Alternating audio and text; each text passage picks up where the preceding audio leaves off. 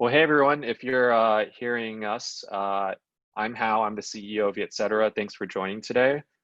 We have a couple of hundred attendees, so right now we have 22 of you in the chat and we're 1 minute early, so we'll give it a few more minutes and before we begin.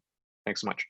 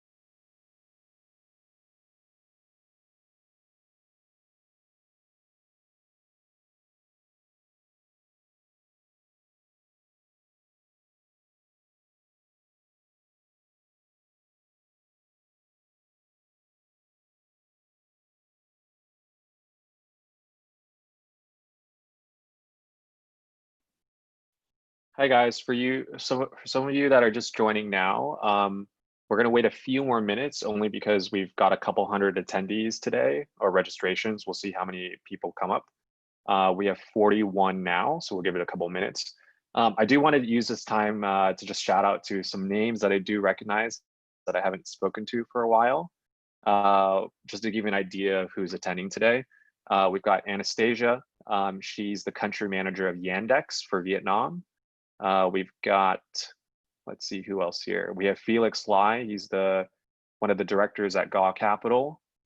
We've got Frankie. That's Henry's wife. We've got Greg Fleming. Greg, I forget what company you work at, but it's a manufacturing company in Hanoi, I believe. I can't recall. Jessie Lim, she's from Bain and Co. in Singapore on the marketing team. We've got John Gardner. He's the general manager of Caravel. Who else do we've got here? We've got Mai Vo. She works at Google in London. We've got Max Trulas. He's an architect, usually based out of Shanghai, but I think you're moving to Saigon soon, Max. I think you were supposed to do that a long time ago, but you haven't gotten here quite yet. We've got Nicholas Carbonell. He's the growth manager at Phibius, which is an agency here in Saigon. We've got, who else here? Stella, is that you? I think that might be you from Singapore. You're an import-export company doing tea. We've got Tam Vo. If that's the right Tam Vo, you're the CFO at Galaxy Communications, I believe. Valeria, that's from our team. Okay, anyway, so we've got a great audience today. Thanks everyone for coming. Again, we've got a couple hundred attendees. Let's see who comes in. We're at 54 now. We're going to start in 2 minutes. Let me get 2 minutes.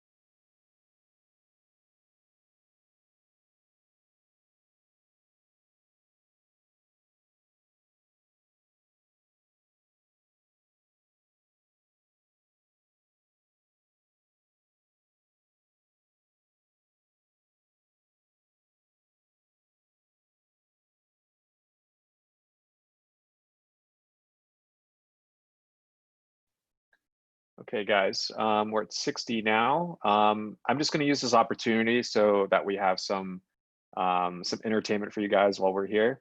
On the slideshow that we have here, or screen share, this is the flyer that you may have seen kind of about the event. So today it's brought to you by Vietcetera. That's us. I'm one of the co-founders. I'm the CEO of the company. It's a series of webinars that we'll be doing starting today. It's actually our first ever webinar over the next couple of months about the future of Vietnam. This is obviously a hot topic given manufacturing trends, tech innovation, and the number of companies moving into the space. And of course, it's sponsored by Hustle Fund. Hustle Fund, if you don't know, we'll have Xian give a little bit of an introduction in a little bit.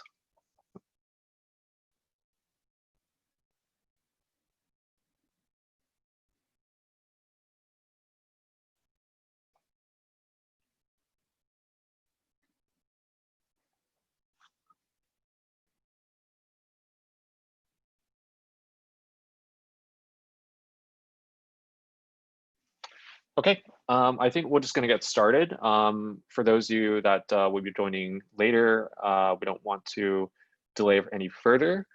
So guys, Vietcetera. So for those of you that don't know, we are a bilingual publisher based in Ho Chi Minh City, Vietnam. We publish in English and Vietnamese, but we're primarily Vietnamese. It's about 90% on any given month of our readership. So Vietnamese, reading Vietnamese content. The style is very much kind of going after millennial kind of readership. So we're talking between 25 to 35 plus or minus a few years. And the style is really about sharing Vietnam to the world and the world to Vietnam. We also have an English component to the site. That's about 10% of our average readership base. We have about, I think this month we'll probably hit about 700,000 readers, and we're growing quickly. So we definitely appreciate everyone's readership. Please continue to read. And yeah, we're just experimenting with some other content formats today. So this webinar is one of those. I also want to take this opportunity to thank our sponsor today for kicking off our webinar series, Hustle Fund. It's a venture capital firm based out of San Francisco and in Singapore. I'm just going to let one of the managing partners speak a little bit and introduce Hustle Fund. So Xian. Hey guys, thanks Hao. Yeah, as Hao mentioned, we're an early stage fund based out of the US and Singapore, focused on the pre-seed space, so super early stage investments. We're very bullish on Vietnam as a market for investing. I think everyone on the call today shares our sentiments. If there's been a beneficiary from the trade wars and some of the things that have been going on, it really has been Vietnam. And we think it's a hidden gem in Southeast Asia, or perhaps not so hidden anymore. And we're also proud investors in Vietcetera. So excited to learn more from our panelists and welcome you all to continue the conversation after the webinar. Cool, thanks Xian. And for those of you that might be wanting to contact any of these panelists, we do have their contact information and we will share that at the end of the presentation. So please do stay with us for the next hour. Cool, okay, so moving forward, today we are very lucky to have 3 guests. They're very, very busy people making things happen in Vietnam. We've got a guest from Swire Group, we've got a guest from Glints, and a guest from Phoebe Ventures. All 3 are actually in very different industries. Some are closer to the others, but they're all principally kind of quite different. And I'll let each one kind of explain their own businesses. First, we have Henry Bott. He is the chief representative of Vietnam for Swire Group, which is a highly diversified company based out of Hong Kong. Henry, I'll let you introduce Swire. Yeah, thanks very much, Hal. Hi, everyone. So Swire Group is a large family-run conglomerate, still really controlled by the Swire family based out of London. But the listed business in Hong Kong is where most of our Asian activities are based. And we have 4 main pillars of industry, and those are real estate, aviation, we are majority shareholders in Cathay Pacific, shipping, and then beverages. We do a lot of Coca-Cola's bottling and distribution in China, parts of the US, Taiwan, Hong Kong. So it's a big company, about 130,000 employees in total worldwide, and a very old and established company, 200 years old, so long tradition. And I've been working for Swire for about 10 years. Did my first 3 years with them in China, in Beijing, and the last 7 in Hong Kong before arriving here in Vietnam sort of later last year. And my role here in Vietnam is to set up a rep office for the group to really look for any investment opportunities that could be complementary to our business. So it's a pretty broad mandate, considering the diversity of our portfolio of businesses, but a very exciting one at that. And I've got the rep office set up now, and we're actively pursuing opportunities. I'd say mostly focused on real estate at this point, but with some other interesting projects in the mix as well. So that's me. That's Swire. Cool. Thanks. Thanks, Henry, for that introduction. Swire is a huge company. You guys have probably stepped foot in one of their towers at some point. So good to put a face to a name or a company. Next up, we've got Olivier Rossin. He is the co-founder and managing partner of Phoebe Ventures. Phoebe Ventures is a VC operating in Southeast Asia, primarily Vietnam. Some of them live here. It's a $25 million fund. I think they just launched a couple months ago. So Olivier, I'm going to let you explain a little bit about Phoebe. Thanks a lot, Aus. Thanks for having me, and thanks a lot for your contribution. You're doing a lot of great stuff for the ecosystem. Thanks for that. So as you said, yeah, Phoebe, which means it's an acronym for entrepreneur by entrepreneur. As you said, it's a 25 million fund registered in Singapore and mainly focused on Vietnam. We are 3 co-founders and general partners. My 2 co-founders, Eric and Jean-Marc Merlin, moved to Vietnam early 90s, so 30 years ago. They started a few businesses and now have a conglomerate of 5,000 employees in several industries. On my side, I was entrepreneur in Europe, and I was also VC in Europe and Latin America for 8 years. So Phoebe, we have double-digit numbers of limited partners, of investors in the fund, mainly family office and a successful entrepreneur from Vietnam, from Singapore, Hong Kong, US, and Europe, and also several executives who join us from a great company like Netflix, Google, LinkedIn, and Goldman Sachs. Since, as you said, we just started end of 2019. We've made 6 investments so far, including with great co-investors. We've done 3 deals with Sequoia Capital, 1 with SoftBank, and we're closing 2 deals at the moment. And our thesis about supporting the best entrepreneur, we try to be as much founder friendly as possible. Means fast, let's say, due diligence, very fair terms, try to be hands-on and supportive, and finally try to put in place very efficient governance. Excellent. Thank you so much for that introduction, Olivier. Phoebe Ventures, check it out. Next up, and our final guest for today is Glints. I couldn't find a visual to really encapsulate everything, so I just took this little snapshot of text here. So please do read about Glints there. But meanwhile, I'd like to introduce the country manager for Vietnam, Brian. Thanks, Hao. So hi, everyone. My name is Brian. So to share more about Glints, Glints is a tech recruitment company in Southeast Asia. Our vision is to be the #1 tech recruitment company and also career development, right? In Southeast Asia, but right now we're also in Taiwan and Hong Kong, so we call it Greater Southeast Asia. Right now, what we do is we help companies with local recruitment, but we also do offshoring. So these are our main 2 services, and we recently launched a academy as well, Glints Academy. So we're not only helping companies find good talents, right, but we're also training up and building the ecosystem in terms of the talent and the HR resources from that angle. Right now, we are a Series B company, right? Our latest investor is Monks Hill Ventures, right? They are also in Vietnam right now. And we recently launched in Vietnam just last year, May. So we are just about a year old right now. A lot of the setup and the market launching is still very fresh and familiar in my mind. So if you need any help regarding market launching, yeah, feel free to hit me up. Cool. Well, thanks so much, Brian. And for all the attendees today, all 3 of our guests here have been probably following Vietnam for some time, or have been working in their industries for some time. And so, and with that said too, they've all launched their businesses in less than 12. So I'm sure they've got some good and bad experiences in the last 12 months here. So we will find out more. Cool. So we're just going to jump into some questions here. And today we actually got quite a number of questions kind of asked by our readership. The first one here was quite interesting, and I put it on the first here because it was my favorite question. What sources do you use to vet and validate your assumptions about potential business opportunities? How do you build trust? So this was asked by Xian, who is one of our guests today. I'd like to start with Henry. Henry, you work in an industry that's obviously been around for forever. In Vietnam, it's also been around for a very long time, and it's very speculative. It's very relationship based. How do you validate the people that you work with if you haven't been here for that long?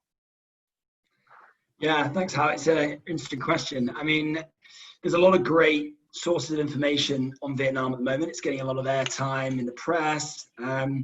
But for something like real estate, which has always been an imperfect market where transparency and access to information is difficult anywhere, even in developed markets, it is a big challenge here in a developing market like Vietnam. So I think those sources of information like research reports and academic studies can get you so far. They're useful to a certain extent, and certainly I sort of tried to read as much as I could before I touched down here in Ho Chi Minh City, so that I could at least speak from a position of being fairly informed. But what I found is that there is absolutely no substitute from getting stuck into the market on the ground, speaking to as many people as possible.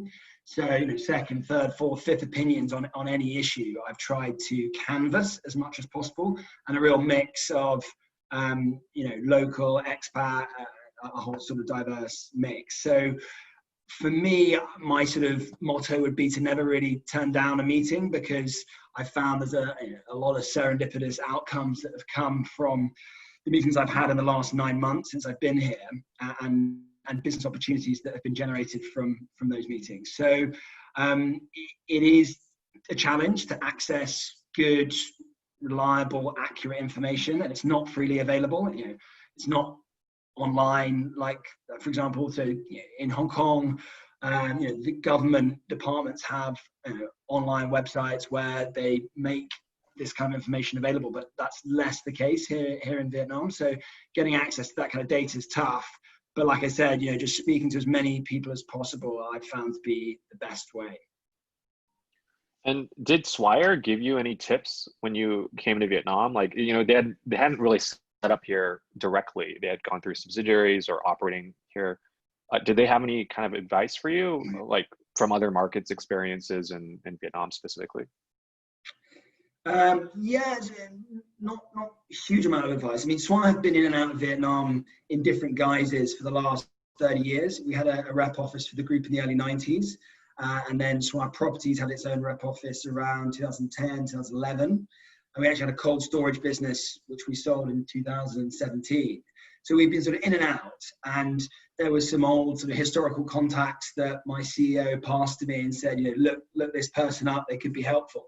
But it was a pretty short list. So it was challenging, but also very exciting to be effectively presented with a sort of blank sheet of paper and just advised to go out and do what you can. So I quite like that kind of expansive role, and just being very willing to meet and chat and make links and connect to a network has worked well for me. Excellent. Well, great. Thanks so much for that answer, Henry. I think next I'd like to ask Olivier the same question here. As a VC, you're punting out millions of dollars to these companies that you may have met just a month, maybe 6 months, maybe longer. And I'm sure you're depending on a lot of your co-investors and contacts here on the ground to validate those opportunities. What has your experience been? Yeah, correct. So the way we manage Phoebe is definitely not a one-man show, but rather we see ourselves as the marketplace, and we value a lot the collective intelligence. So we try to always gather several layers of information, starting by our Vietnamese team based here in Ho Chi Minh City. My two co-founders who are based here for the last 30 years. I just said that they have 20 companies and 5,000 talent inside the group. We leverage a lot of the C-level in this group, means CFO, CTO, CMO, we have a lot of experience on the ground. As I said, also we have several LPs, so investor in the fund, which are in Vietnam for decades. They manage big brands like Starbucks, Audi, Hermes, and many others. So most of the time we also leverage the know-how. And after 2 years on the ground, we have I would say a pretty strong network in tech, or with the top MBA guys, with the BCG, McKinsey guys. So we discuss a lot with experts. We closed a deal last week in Hanoi, and for a seed deal, we've done more than 16 reference check and call with expert to really gather the maximum of information and try to take the best decision as possible in a short period of time. Excellent. Yeah, I've always been curious with how VCs have done it here in Vietnam with the lack of information. I'm sure it's a challenge, but it seems like you've done pretty well so far.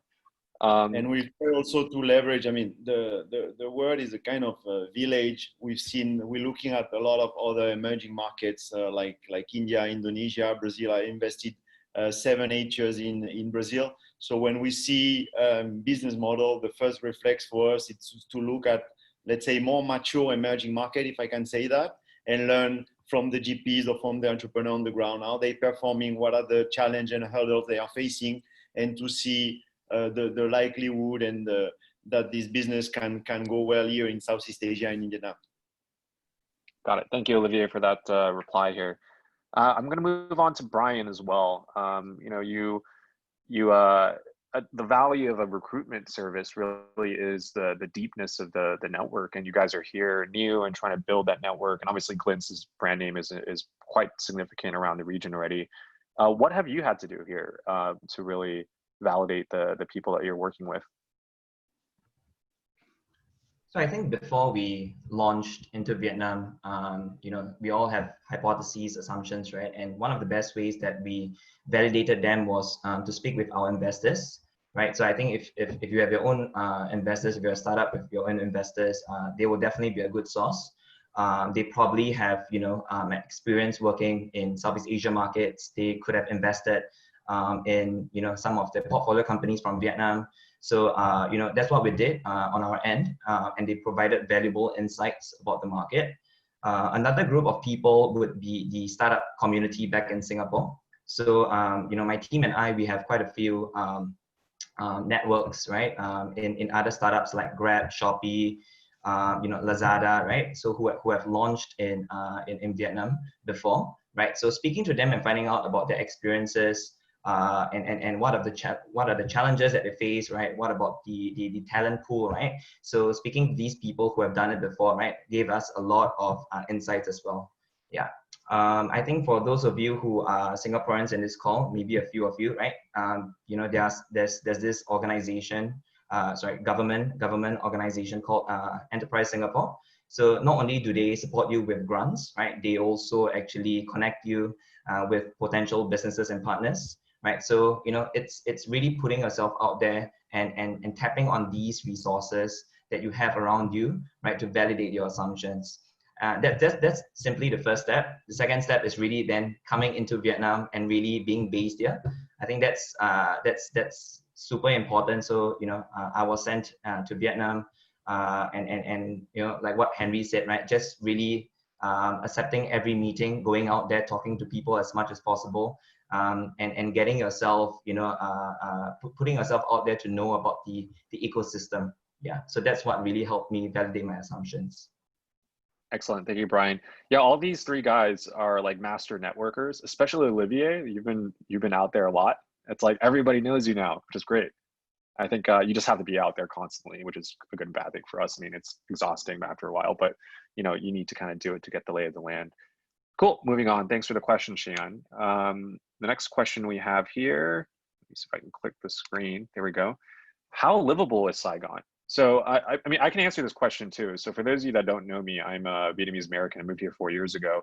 And thank you for the question, Stephen Turbin from Fulbright University, Vietnam. It's pretty livable. I used to live in San Francisco. I paid like almost 2,000 US dollars a month for like a 25 square meter room in a 6-bedroom house, and I shared the bathroom with 2 other people. That was at the height of the Silicon Valley boom in 2014. Henry, Olivier, Brian, I guess I'll just start with maybe Henry at the top here. Coming from Hong Kong, how livable has it been? Yeah, very livable. I only have positive things to say, actually. I mean, coming from Hong Kong, where my wife and I had lived for 7 years, we did 7 years in Hong Kong. It's coming to Saigon was really the perfect antidote, because Hong Kong is so hectic, it's so dynamic, it's so sort of in your face. And we just had a baby at the end of the last year, and moving here, we found we've got a bit more time, we've got a bit more space, obviously, as well, living space. And it's just a really nice sort of new chapter in our lives. I particularly like the scale as well. The scale of D1 is very manageable. I find that you can get a grasp of the city quite quickly in terms of your direction and navigation. I enjoy walking around it to meetings. I'm based in Saigon Center, which is pretty central, so I find it's a very convenient location. And then sort of outside of work, super livable in terms of a travel perspective. I like, even though there are travel restrictions at the moment with COVID and everything, being able to travel by car to some pretty interesting locations within a driving radius of the city is great. And the food and the people have all been fantastic as well. So yeah, like I said, I only have good things to say about it so far. Cool. So that's a Hong Kong perspective. Brian, I want to jump to you since we're staying in the region. How is Singapore compared to Vietnam? So I'm probably not the best person to ask this question, because I'm a really low maintenance guy. Vietnam to me is great as well. I think, when it comes to the daily stuff like food, for example, I'm a fan of Vietnamese food. Even if you're not a fan of Vietnamese food, right, in Ho Chi Minh City, right, and I'm guessing in other big cities as well, right, the major cities, there's a huge variety of, different cuisines, right? So you will never face a problem with food. Traveling wise, it's really convenient as well. I just, grab bike wherever I go. So essentially, it's really livable. I think the only main challenge that I face every now and then would be communication. So if I want to eat at a local store, right, that's something that's going to be difficult, right? It's usually me pointing to one of the items on the menu. So yeah, that's what I struggle with, but everything else is great. Yeah, actually, the food thing is interesting. Before you speak about it, I want to mention that I actually think Vietnam's food scene, Saigon specifically, is probably one of the better ones in the world, not because of just the Vietnamese food, but the accessibility of all the international cuisines here. And they're really prepared, not by $1 million companies that come here with funds and start these restaurants, but they're just actually done in a very homey kind of way. Like if you're going to a French restaurant, chances are the chef who's French probably started it. And he didn't need a whole ton of money to do it. So yeah, a great point about that. Olivier, I'll let you also answer this one. So first, I moved on my own, means I was investing in Latin America and mainly in Brazil for the last 8 years, and I decided to spend more time and to invest in Asia. So I've done a kind of a road trip for 5 months to select what I consider the best location at the moment. I spent a month in China, a month in India, almost 1 month in Jakarta, and then the usual suspect, I would say Bangkok, Manila, Singapore, obviously. And I truly believe that Vietnam in general and Ho Chi Minh City in particular, from a business point of view, is potentially the best place in the region for the next 10, 15 years. And at the personal level, the city is like what? It's like Shanghai maybe 15 years ago, it's like New York City 25 years ago. As you could read sometime on Vietcetera, some great article about Con Dao, the Iceland, about the Sapa, Dalat, amazing city. I try to travel at least twice a month to discover this beautiful city. And as Henry said, we are at the heart of Asia. In 2 hours, we are almost every year. So pretty vibrant business scene, which was the main driver for me, because as an investor, we're not here for tourism only, I would say. And at the personal level, yeah, it's fantastic. And I consider myself very lucky for being here on this amazing country and amazing citizen and culture. Thank you, Olivier. Yeah, and I would also say it's literally probably the most livable country in the world right now, since there's no pretty much no restrictions to get around. So again, we're pretty lucky to be here. Except for you, Brian. I think you're stuck in Singapore. Sorry about that. Anyways, setting up, what legal and corporate governance issues did you face? So this is from Han. She's a market manager at Expedia. I am just going to ask one of you guys this question because you know, it's a little bit boring, but very relevant. I think a lot of people have this issue. I'm going to go with Henry for this one because you know, you got I think Swire is a public company, right? Anyways, it's huge and has a lot of corporate governance. What kind of issues did you face? Yeah, I found it quite challenging, actually. I mean, going from Hong Kong, where Swire is a pretty well-oiled and established machine, corporate machine, to here where, like I said, it was just a blank sheet of paper. Suddenly, I didn't have all of the business support resources that were at my disposal in Hong Kong. So it was quite daunting setting up the rep office, you know, getting access to all the corporate documents that were required to get that license. But I found the best thing was just to outsource, and getting a good business outsourcing company to help support in the application for the rep office was crucial, because it was just infeasible to do it on my own from a resource capacity, but also from a local compliance perspective. So that definitely would advise anyone setting up a rep office or any business presence to use an outsourcing agency here.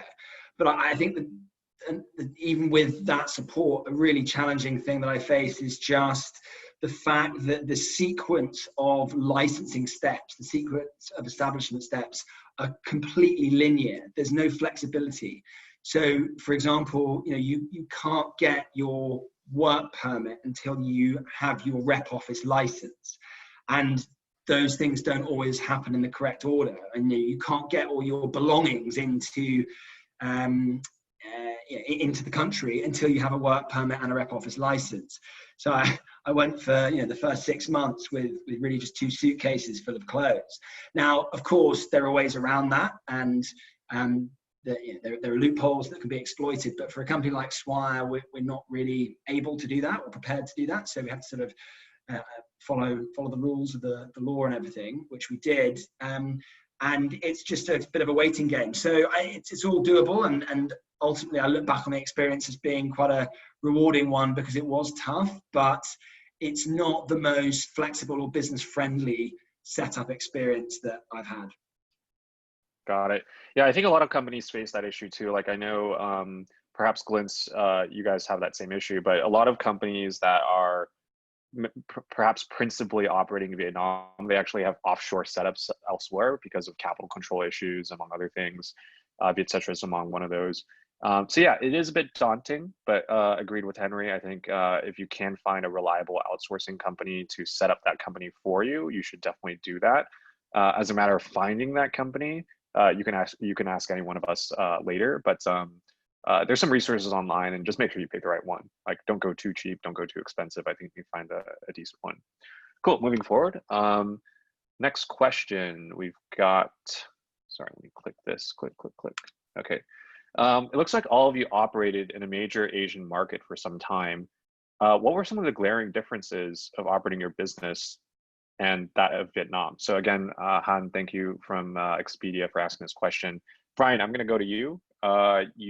Glints is I think started in Singapore company and probably principally there, but from your experience running the business in Singapore to Vietnam, what are the differences? Yep. All right, good question. To me, the biggest glaring difference would be the talent pool. So I think, you know, Singapore is a mature market, right? With, you know, we have a lot of huge internet and tech companies, right? Many big local brand names like Grab, C Group, Shopee, Lazada, Razer, right? We also have foreign companies like Google, Facebook, right? So, you know, many of them have tech hubs and their tech teams in Singapore, right? And what this does is, over a decade, right, it builds this community, right, and trains a strong pool of talent.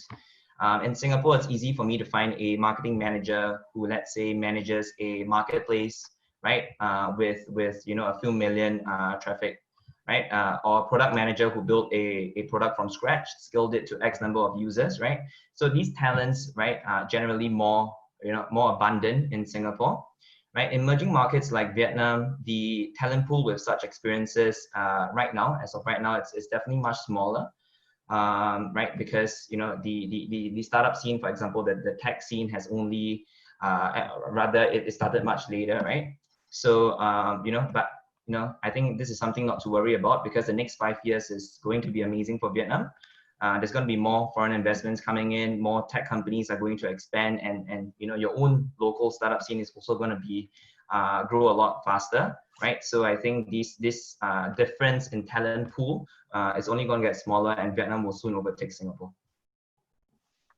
Yeah, I definitely agree with you on that point. I was chatting with the chief people officer of Tiki the other day. Her name's Sakshi Jawla. She's Indian. She worked at Amazon. She worked at Coupang in Korea, and she was saying that when she came to Vietnam, she's worked here on 2 different stints now, so she's seen it from 10 years ago now. At Tiki, she scaled the company from 1,000 to I think 5,000 employees. And there's certain functions at an e-commerce company, Tiki being the Amazon of Vietnam, that you can't really find because a properly scaled e-commerce company hasn't existed in Vietnam before.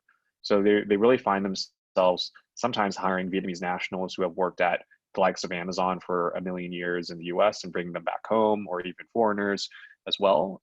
Although the convincing them is challenging because they're probably well compensated at a company like Amazon. Can you match that at a place like Vietnam? It's to be seen. So yeah, definitely talent gap there. I'm going to move forward on the next question here. Moving forward. Okay. Fun little questions we got upcoming here. This is actually one that I had myself.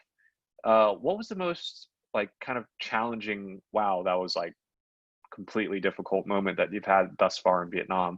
I'm going to ask you, Olivier, kind of what, if you had to give a short little punchy answer for this one. Sure. So as every company, we have every single day some operational challenges and hurdles, but no really major one. And we kind of develop our own, I would say, recipes, because my 2 partners have businesses in 25 countries. Myself, I work in more than 10 countries. So for us, I would say the 3 main principles.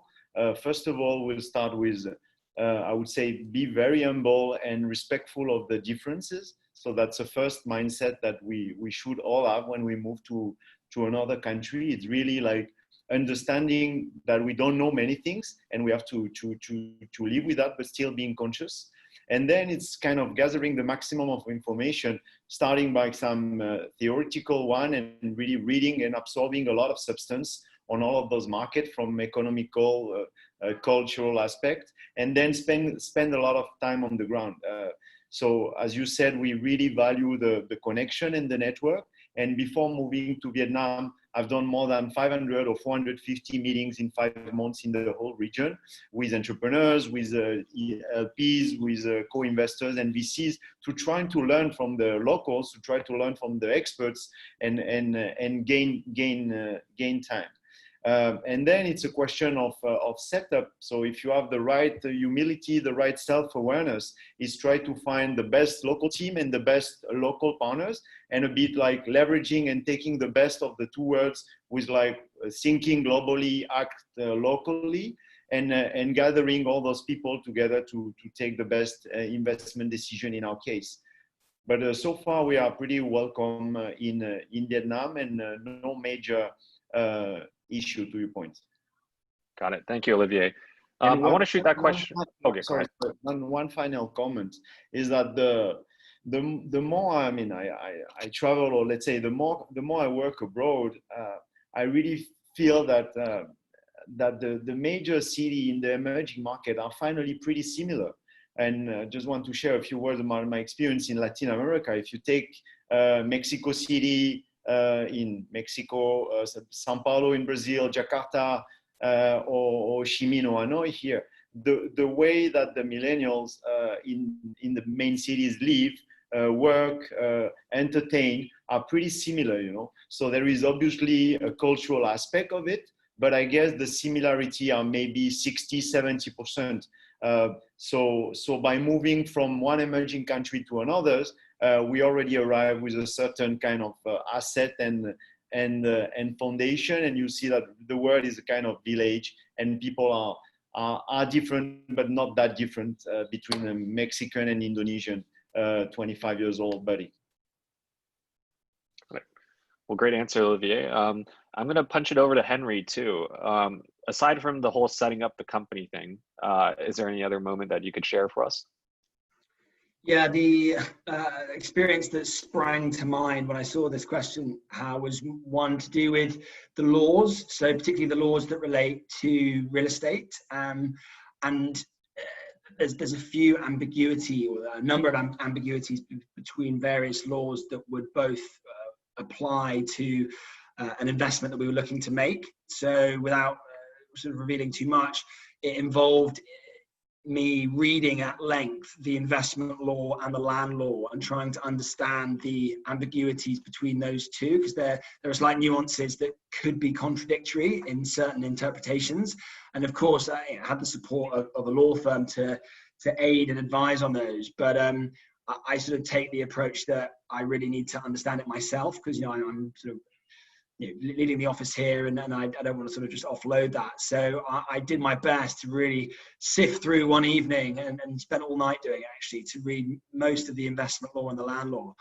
So that I suppose, the truthful answer to that question. But what another relevant answer to what Olivier had said would be, yes, I mean, the whole experience of hiring my colleague here, my local colleague, was pretty challenging. And I found that the most productive candidates, the most productive interviews and the best candidates were from referrals.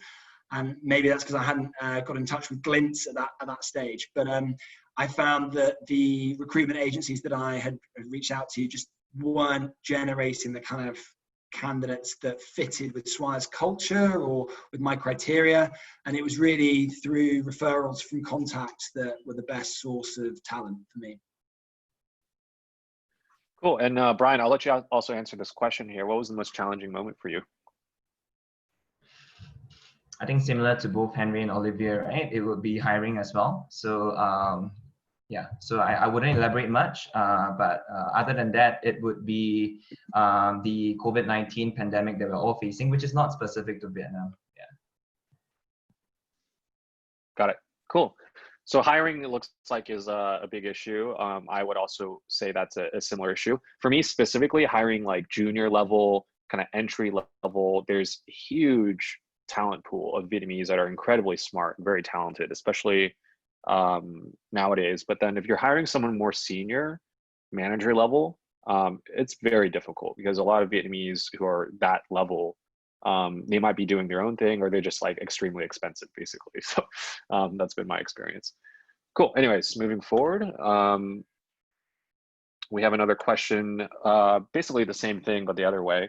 What was this most surprising in a good way about Vietnam for you guys? I'm going to start with Brian here. Brian, question for you.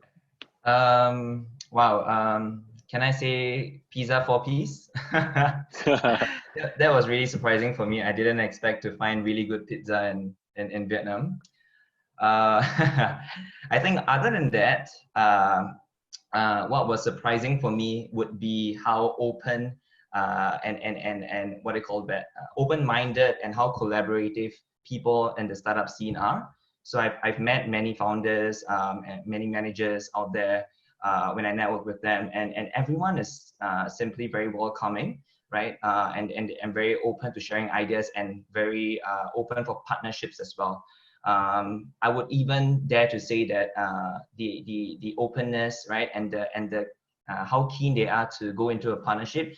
What I've experienced in Vietnam is actually more than in Singapore as well. So yeah, it's my marketing team, they've struck a few marketing campaigns, partnering with other HR companies, right? I myself have partnered with other companies as well. So I think this is something that is pretty unique, in my opinion, of a of an emerging market like Vietnam. And I think it is it will push Vietnam into the right direction.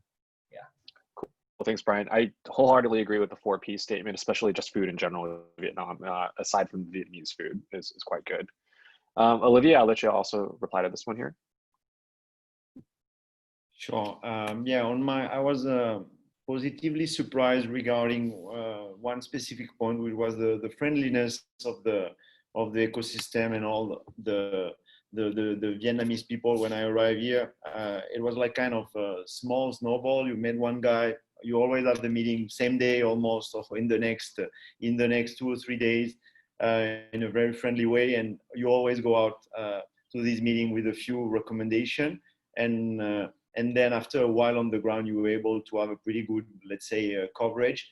And so it was both friendly and pretty efficient to build the network here, and still continue to doing that, obviously, with a lot of pleasure and honor to connect with entrepreneurs and investors here in Vietnam and in the region. So yeah, it's the speed and the friendliness, and it's a very valuable, and I appreciate, and I thank the ecosystem for that.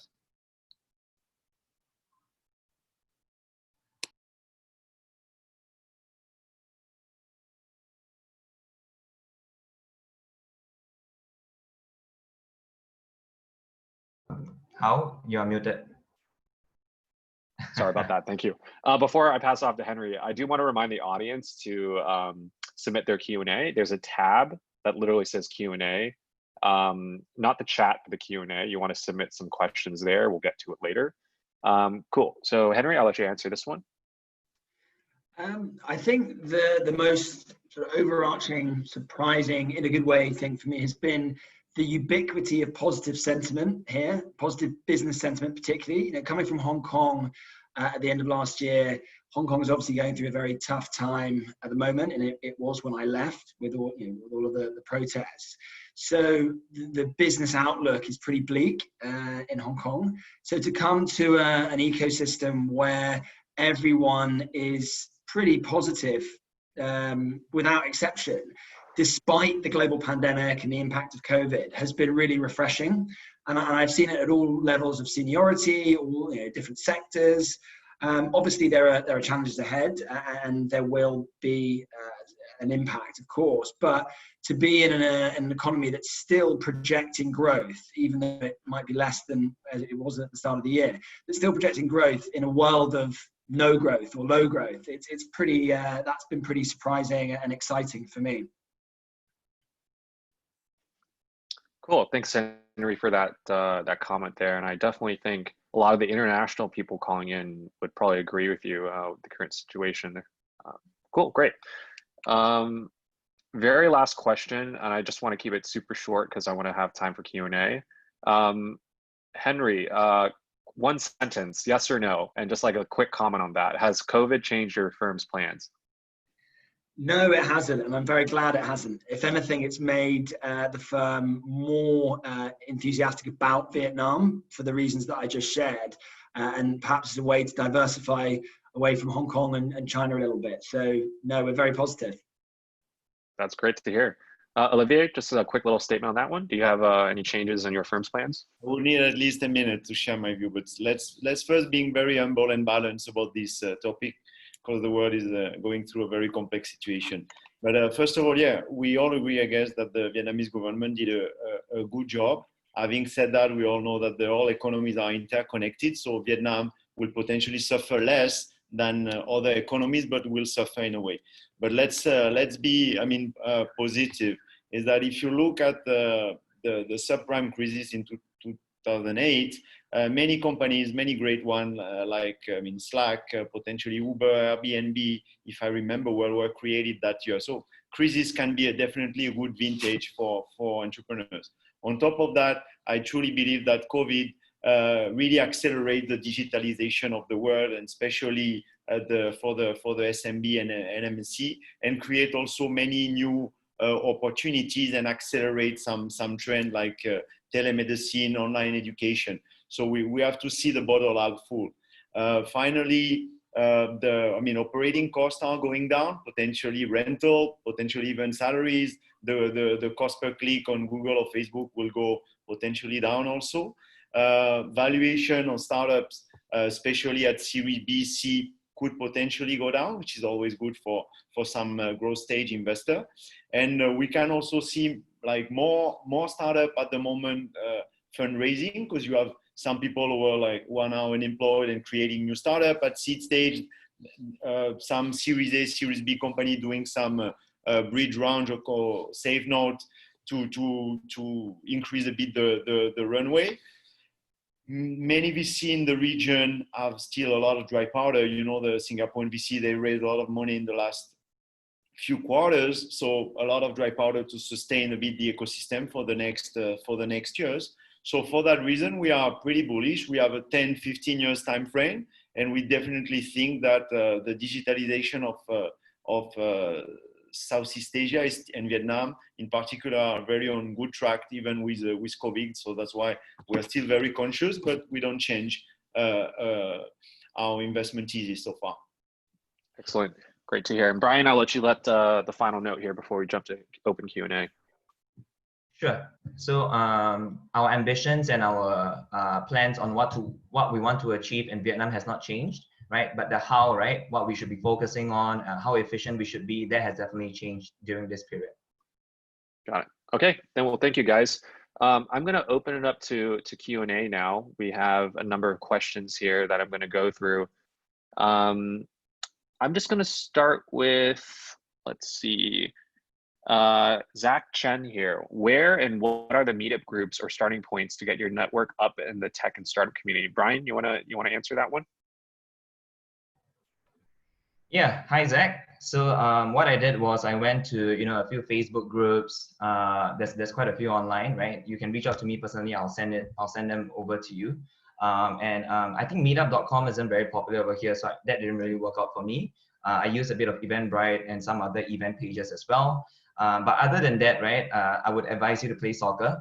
So Vietnam has a huge soccer scene, and many people invite me to play soccer every now and then. That's a really good way to meet people. Got it. Thanks, Brian. I'm going to answer in the next one to give these three guys a bit of a break here. In the recent climate, how do you see the COVID-19 situation affecting future growth of the consumer market? Any significant shift in consumer behavior? That's from Danny Lemonto. Okay, well, Danny, I'm speaking from a media perspective. I've never done retail. I used to own an F&B though, so I kind of know a little bit about that. It actually hasn't. I'm speaking very kind of narrow in the Saigon kind of sense. It actually hasn't, surprisingly. I was just telling these guys earlier before the call that Saigon is busier than ever. I mean, like the very targeting the local kind of crowd, like restaurants. I'm not talking just like cheap places, but also the nicer places. I'm talking about places of gathering, even shopping malls. It's like packed. Like social distancing is like impossible in Vietnam because just think of like the motorbikes. If you're like on a motorbike on a road and there's like 30 other people around you, like literally a foot away, how are you supposed to do social distancing? I mean, obviously I support social distancing, but to answer your question, how does it affect future growth? I mean, a lot of the growth right now is being fueled by this like conspicuous consumption more on the higher end. I think the lower end consumption is always there, like the kind of daily necessities of people, but people keep saying how the middle class is growing, incomes are growing. And so what's going to grow in tandem? It's going to be the more premium products or the things that people desire, not the things that people need. So in my opinion, I think that if you're in that segment, you might be benefiting it long run. I mean, you're still going to suffer obviously, but in the long run, you might see more gain as compared to just the need. So that would be my kind of comment on that. So there you go, Danny. I'm going to kick it off to Olivier for this question from Wes Suen. What gets you most excited about the venture space in Vietnam that distinguishes it from other markets? What do you, let's just start with that question. And before we do that one too, actually, we're going to do another webinar soon about the differences between Indonesia and Vietnam VC, because everyone keeps saying, why do you invest in Vietnam? Why don't you invest in Indonesia instead? It's a 3 times larger population. Olivier, would love your question because you lived in Jakarta for a month. You lived in Vietnam. Why Vietnam over other places? So, I mean, for us as a seed investor and early stage investor, startup is everything is about people, and then we truly believe that Vietnamese citizen and Vietnamese entrepreneur, they definitely have something special. So I'm not here to do a master thesis about Indonesia because I barely know this country. But definitely, I mean, we all agree that the Vietnamese people have a lot of, they are kind of ambitious. They want to climb the ladder of success. They have the grit. They are hard worker. They have a kind of natural leadership. I found them with a lot of personal drive. I also value a lot that there is in the business, there is a kind of gender power. I'm very happily, very positively surprised that we can see a lot of female entrepreneur, investor, and a lot of female CEO and C-level. And I guess to have a great balance and a woman in business is fantastic for the country. So yeah, they are kind of different in a very positive way, and they have something special. And I believe that on top of cracking the home market, they have a pretty strong ability to win and win in other market. And our thesis is to build a champion from Vietnam and expand the business potentially in Philippines, in Thailand, in Myanmar, potentially not in India, but definitely there is a few countries Vietnamese entrepreneur can, I would say, or market share. So again, as an early stage investor, people, and Vietnamese are on top of the list worldwide for some human and entrepreneurial characteristic. Cool, excellent, Olivier, for that answer. This one's for Henry. It's being asked by Hugh Vu Viet. He's asking here, many say that investors make the decision based on the leadership team of the firm. And that there's a high chance that the firm can receive a large investment if, for example, founders graduated from a distinguished university. Now, in Vietnam, as you probably know, that might not be the case. Henry, of the companies that you have potentially even looked at investing, what were some of the characteristics that you looked at of the leadership team before pulling the trigger, if you have already?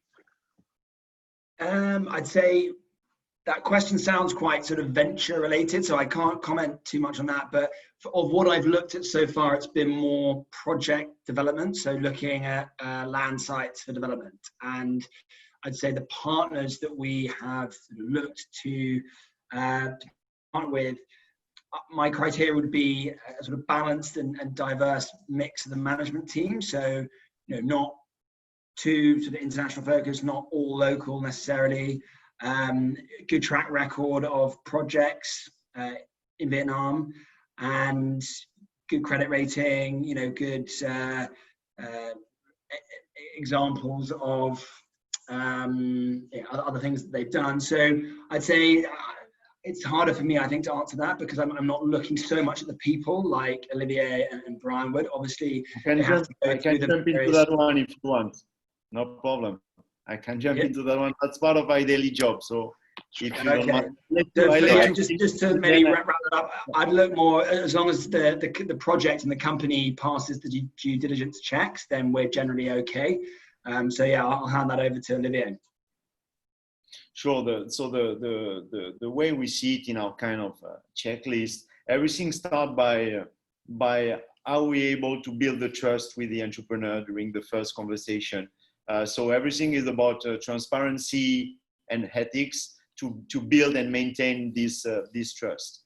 The second one would be, and they're all 5 criteria are important, but is the passion for the business, because we don't really value founders who only do that for money and for exit, IPO, or any kind of unicorn bullshit stuff. Everything should start by, okay, there is a big problem. We like this problem. We're passionate about that. And it really helps the founders to go through the up and downs of the business. So passion, definitely something important. We also value a lot of execution. So everything about, moving very fast, get their things done. What else? Execute in a very process and data-driven way. That's something that we value a lot. We also like having kind of that founders have a long-term vision and able to have a strong storytelling, because they're recruiting, they fundraising, they selling to customers, they buying from suppliers. They do storytelling with media when they do press release and stuff. So in many occasions, a founder have to crystallize a bit his vision, and that's something important at the end of the day. And I would say last but not least is a kind of, how could I say that, the self-awareness of the founders.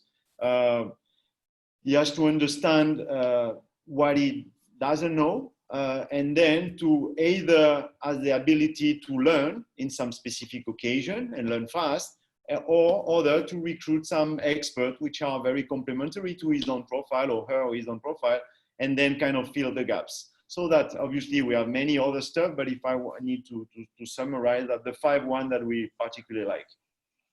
Cool, thank you, Olivier and Henry. This question's more for me to give you guys another break here. From Jeremy Tran, what's the best way to land a job in Vietnam if you are from America? So the best way I would reword this question is, how do I land a job in a country that I'm not in? The way that I would answer that question is you basically just have to move there. So unless you work or applying for a company with recruitment plans, recruitment kind of programs targeted towards a certain kind of skill set. So let's say, you know, you speak Chinese and this company is looking for people that speak Chinese. Well, obviously you have that skill set, so they're going to maybe look for you, especially if you're an entry level kind of grad. However, or if you're, let's say, a generalist. So in my experience, I actually studied sociology in school. My Vietnamese is pretty like average, slightly above average. For me, I actually just got the job because I wanted to move there. So, and that's what happened. I just moved here and I got the job. So it wasn't because I had a certain skill set, especially at my age at the time, which was around 24 years old. I just wanted to do it. And so, you know, you can't always have the security of a job if you're not of a certain age yet, if you want to go somewhere. And especially in Vietnam, where I think having a Vietnamese language skill set, for example, is important, or otherwise you have to have very specialized domain experience, or you just have to have had the trust of that company so much that they trust you with that responsibility. So maybe, I guess, like Henry's or Brian's example, I'm guessing they worked at their companies for a while. Henry almost a decade, I guess, and then Brian for at least a couple years. So they had the trust of that leadership team to be able to go to Vietnam. But, you know, if you want to go to Vietnam, I wouldn't recommend just like waiting for a company hoping that they would move you to Vietnam. Like that's probably not going to happen, unless for some reason the founder is like your best friend and will give you that that dream come true. But in most cases, it won't happen. So my suggestion is just go out there and do it. Cool. Other question.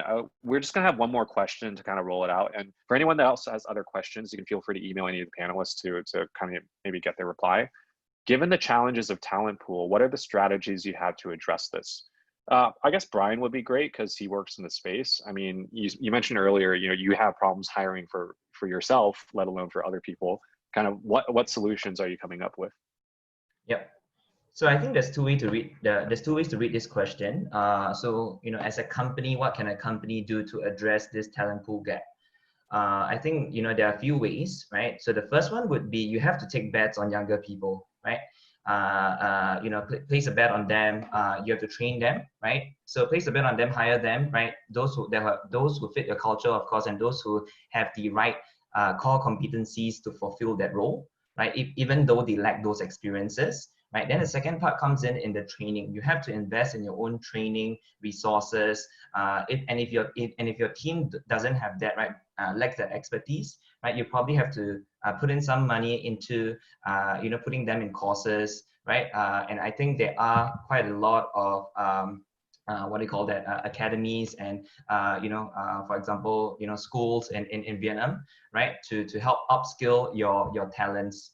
So I think these are the two you know, immediate strategies that any company can adopt, right? Of course, the third one, like what Hao mentioned, right, would be to bring in, right, talents from your existing market. You know, so someone who has worked in your company for many years, right, or someone who has that experience, right? For example, Hao used the example of that person who worked in Amazon previously, bringing that person over, right, to Vietnam, right? That is probably a third strategy that you can consider. So I think that's what companies can do, right, for this talent gap, that, you know, the short-term talent gap. You know, maybe this question is also meant to question me as a company, as Glints, right? As in the recruitment space, what can I do to help Vietnam, increase the talent pool? That's another way I read it, right? So I think that's why my company also started to launch Glints Academy. That's what we did in Indonesia, and we are currently not expanding that into Vietnam yet, right? But this is one of the strategies that we have. So really training talents ourselves, right? And making them relevant, training them on skills that are very relevant to today's world, and then helping the ecosystem with those skill sets. Yeah. Cool. Okay, guys, thank you so much to our 3 panelists today: Henry Bott from Swire Group, Olivier Rosson from Phoebe Ventures, and Brian Lee from Glints. We have their contact information here, as well as Xian Ko. She's, again, the managing partner at Hustle Fund, which is a VC based in Singapore and based in the US, but making investments in Southeast Asia, specifically Vietnam as well. So if you're a startup looking for investment, talk to Xian, her email is there. And of course, Vietcetera, if you ever want to reach out to us about any questions or our editorial or anything like that, drop us a note. There's my email there, but there's also the team's email, so someone will get back to you. I think that's it today, guys. Thank you so much. And look out for the next webinar. We'll have one probably in about 3 to 4 weeks. We're doing one about manufacturing. We'll have several guests in the manufacturing space, not only in garments and furniture, but also in high-tech machinery. So look out for that one. It'll come out in a week or 2. Thanks, guys.